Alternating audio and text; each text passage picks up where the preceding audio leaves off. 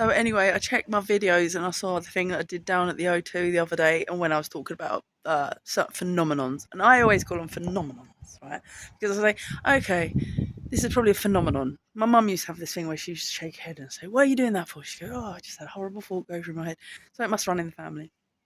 That level of like intrusive thought or whatever, let's call it that. But when you say like, "Oh, it sounds like a covenant," because it does. It's like what is that? It's like people having a conversation about you, like you can remote access it, like you're hearing it remotely. That's how I classify it, which is like something out of an X file. Like that's how you would classify it. It depends on what your perspective is, but that's how I view it, and I'm the person experiencing it, and only I can know how I feel, so that's how I call it. Anyway, the point being, I think there's a call for that kind of content because it's like, is it just my demographic?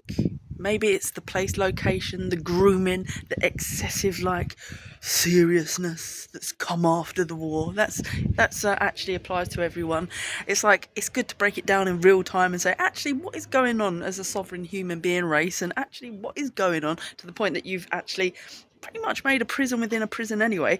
It's like, okay, I'm going to go in all inward. I'm worth £1 billion to myself, and I've cultivated this internal landscape, and all I want to do is actually try and trigger lucid dreaming and have the best home life. I ain't got to go anywhere or be on a beautiful beach spending money because you've taken it all from me. You've literally robbed me. You've ruined my life in 2016, 2020, 2021, 24. You tried to do again, get your hands on me there. Now this year again. It's like you can take it either perspective. But once you've done the self-work and you're fortified and you're self-mastered, and it takes a lot of work, it takes listening to a lot of coaches, would I be so fortified or happy if I hadn't found the right coaches or gurus and people to listen to exterior outside of my family? Because my parents got to the age that they don't actually listen. I'm like, they're trying to do me for this, mama. And then I said it again today. It's like, oh my God, really? It's like, you didn't take any of that on board, did you? I need a proper solicitor that works within industrial senses because the threat to people is real. It's like they want to Taylor Swift, like Puritanified, all the agendas, the militant heterosexuals, whatever. That's your truth. If you can't deal with other people's truths, my truth is like, I'll give you an example. I was singing in the cell sort of quietly. I didn't realise they had audio. They record everything, but I was going through every song that I sort of knew a bit of. And I got to, "Oh my love, my darling, I hunger for your touch." And I started crying because I thought, wow, I can't even sing that. I can't even sing that song because of the amount of abandonment and the way that, like, basically to be a woman that it feels like she's on earth, to actually just experience the touch of a woman is nothing better than that on earth, like most men feel. Like I was in a shop earlier today and there was this very stunning woman standing next to me, and she was like a bit too close. And I was like, "Ooh, fuck." And it's just like, I just went bright red with rhodacea. Feel like an introverted shy boy, and that's my truth. You can't be me. You don't know how I feel to be me, who I feel like, what it feels like to be me. Don't judge me. I don't judge you, Taylor Swift, and the Puritan Christian aspects that try to make it all about militant heterosexuality. And there are camps of people, and like I said in that last video, just justifying it, it's not until you've been around money, lens culture, you've got some sort of dream to aspire, and then you feel energetically you're attacked in some next level way. And they already had done numbers in my head, but primary school, always with the isolation or with the lines, just because I didn't want to listen to what they were saying. And it's like they would give that tags like ADHD and try to spare the children more these days, but I got it all full throttle. I think I was one of the first kind of my star seeds coming through. So it's always isolation, scared. So the minute you step out of your wage and your safety and your unions, and you're a girl on your own, and you're apparently I was with like 10 casting firms. Do they provide unions? Do they give me a union? Can I get my industry solicitors? Because that's what it starts to feel like. It is like a magical realm. It's like I've stepped off the wage, I'm trying to get on a stage, and now I'm under attack. All my perspectives are switching up at the speed of light. I've had more to process and go through than most people do in a lifetime. It's hard work. And you'd say, to all intents and purpose, you just feel like this little minion under threat because you're not voting and you're not making an income and they've cut off your resources. And then you're saying, oh, you owe us 5 years of benefits since COVID. And you're like, you're all mental cases. What are you trying to do to my sense of like joy? Clearly you want to crush a girl's spirit. I got that much out of this lesson. But what are you actually trying to do? It don't make no sense to me. Anyway, the point is, perspective switches up and stuff, and then you feel like it's a magical realm. And it's like you have these invasive thoughts, and then they transpire instantly, and then these things happen, and you're like, well, I said, Mum, sometimes when you're in these shoes, you go, to what degree is any of it real? Like, somebody could be an innocent party. See, all it takes is paying people off to say if you want to make someone do time, they can probably do that as well within their capabilities. So the threat becomes very real.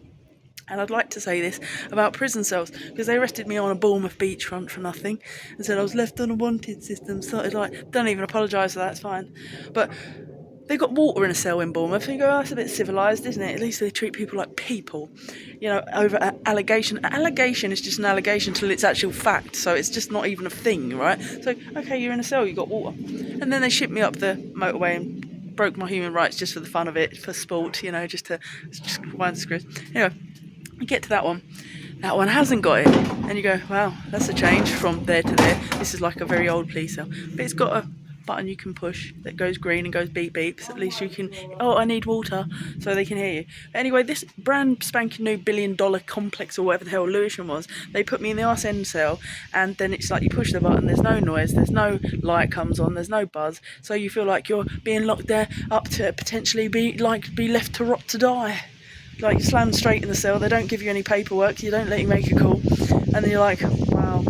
And that's how you start to feel, and that's the intended purpose. So make no mistake, energetically they're very conniving and weird, and like, it's so insidious that it gets really like, the nature of their cells well ugly, isn't it? It's like from Bournemouth to this Lewisham one, where there's no light working, and then there's always people around that are bearing witness, like the person with looks like she's just down on her luck, probably done too many drugs person, and that poor man that looks like Jason, have you got any change please, brother from another mother, and he's just standing there in tears with his wrists contorted, and you're going, he just looks like such a innocent, you can tell the nature of his soft soul just shining through, you don't need words, and you just go, what it's all about, what are you trying to do to a person? It's so lame and pathetic, it just gets beyond that. And I said, Mum, I'd rather live in the fucking Arizona desert.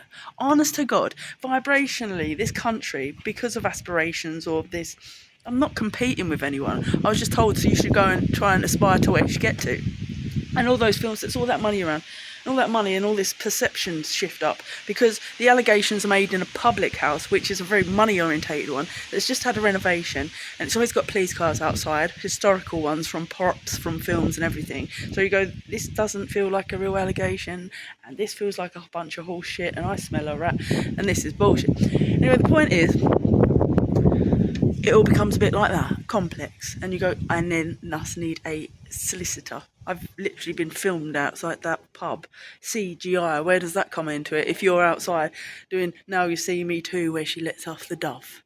I was there for how many nights in the pouring rain doing some scenes over the night, and it just feels like there's something funnier going on in your world, and it's very hard to articulate. And then people go, oh, fantasies. It's like, no, you'd be a fantasist to believe that everything is black and white as presented when it's not.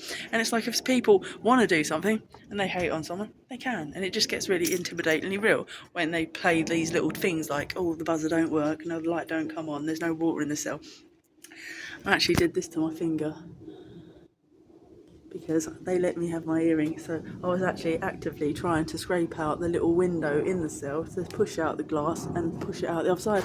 And you go to yourself, I wonder if they've ever done other things to other people, because I've got enough people on Facebook that I've met through festivals that have been pushed down these weird routes, less aspirations, just getting the mitts on vulnerable women, that then develop issues and blah blah blah. But thankfully, it's only thankfully for beautiful parents and having Wi-Fi that you can fortify yourself and actively go out and get this, and then just try to cultivate your internal world. So the exterior world is just like, you ain't got nothing on me, mate. There's a billionaire in here. I'd rather live in the Arizona desert because I don't like this country energetically. It's got too many agendas. It's overloaded. It's polluted toxicity-wise, noise-wise, agenda-wise, all sorts of manner-wise. And people are sensitive, and they can read people. I can read a militant hetero. I can read a person, and I can read a person very well wasted. I should be like an FBI profiler. But the point is, it's Arizona desert. You can see the stars. You ain't got job centres, you ain't got banks, you ain't got that. So everything is like, that's why I call myself Lars de Dancier. You take yourself out of it and then it's all over. So I live up to my name. I try to live up to my name, but I don't want to be tested tweaked, screwed, manipulated energetically, because they say some people come to Earth just to manipulate people energetically. That's the Gov, the MetLife, Metball, Metropolitan Police, whatever. Okay, we get the message. You're making it into Percy Pig World, whatever, and you're even pushing that cartoon all the way to Japan, and it's Metro Life. We all have to just be a bit like that just to be people these days. But it's awful tedious when you just got goals and you just want a beachfront pad and you're all just jealous and you're trying to steal off me now, just stealing off me, because that's what it is, theft. You're thieving off me energetically. You can't see the commodity, it's not gold, but it's actual real gold, and they're thieving every time they're in your presence. Gets to that point, it's like, I'm not dealing with you. Have you got any allergies? You got any of this? You got any of that? Is there any chance you come in? I'm not dealing with you. Are you paying me for this question?